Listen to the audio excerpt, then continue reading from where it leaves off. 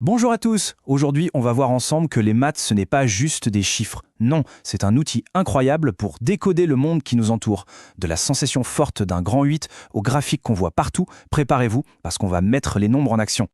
Pour commencer, imaginez-vous là, tout en haut, dans ce grand 8.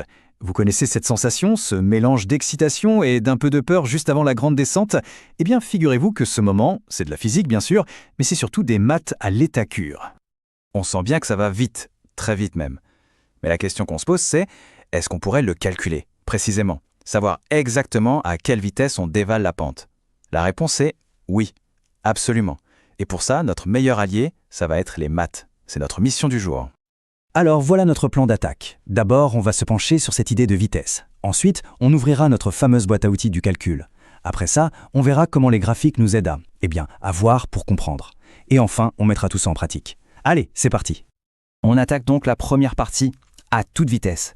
Parce qu'avant même de penser à calculer, il faut qu'on soit d'accord sur ce dont on parle. Comment, en maths, on peut décrire la vitesse de façon super précise? Pour résoudre un problème quel qu'il soit, il faut les bons outils. En mathématiques, nos outils les plus efficaces, ce sont les formules. Pensez-y vraiment comme une boîte à outils qui va nous permettre de construire nos réponses. Et voici le premier outil, le plus important, la formule de la vitesse moyenne. En fait, c'est super logique. On prend la distance totale qu'on a parcourue et on la divise tout simplement par le temps que ça a pris. Distance divisée par temps. C'est tout, c'est aussi simple que ça. Bon, mettons ça en pratique tout de suite. Pas avec le grand 8, pas encore, mais avec une hirondelle. En appliquant notre formule et après une petite conversion, on découvre qu'elle vole à 72 km/h. C'est quand même incroyable, non? Les maths nous donnent le pouvoir de mesurer la vitesse du vol d'un oiseau. Mais attention, la vitesse moyenne, comme son nom l'indique, c'est juste une moyenne. Ça ne nous dit pas ce qui se passe à un instant précis. Pour notre grand 8 ou pour un plongeur par exemple, la vitesse et la position changent tout le temps. Alors comment on fait pour savoir sa hauteur à chaque seconde? Pour répondre à cette question, il va nous falloir un nouvel outil. Un outil beaucoup plus visuel qui peut nous raconter toute l'histoire du mouvement d'un seul coup d'œil. Et cet outil, vous le connaissez très bien, c'est le graphique. Et voilà, regardez-moi ça. Un graphique, ça transforme une liste de chiffres qui peut paraître un peu abstraite en une image, une courbe qui raconte une histoire. Ici, c'est l'histoire du plongeon. On voit tout le déroulement, de manière super claire. C'est bien plus parlant, pas vrai? Alors, comment on lit ce truc? Imaginons qu'on veuille savoir la hauteur du plongeur après, disons, 4 secondes. C'est très simple.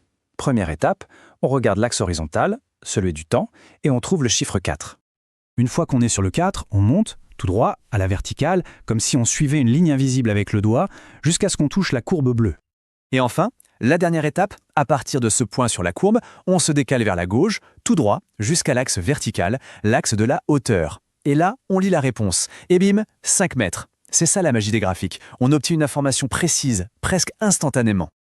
Parfait. Maintenant, on a nos deux outils principaux en main. D'un côté, les formules pour calculer, de l'autre, les graphiques pour visualiser.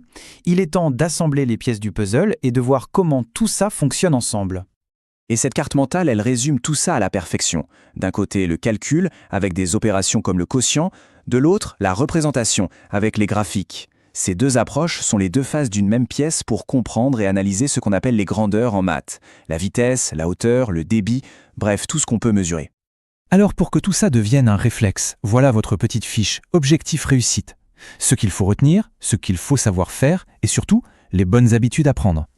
Comme un bon détective, on pose les données, on fait un schéma et surtout, on justifie chaque étape. C'est ça la clé en maths. Au final, ce qu'il faut vraiment retenir, c'est que les maths, c'est beaucoup plus que des calculs. C'est une façon de regarder le monde, de poser des questions et de trouver les histoires qui se cachent juste derrière les chiffres. Alors maintenant que vous avez les outils, quelle sera la prochaine histoire que vous allez découvrir?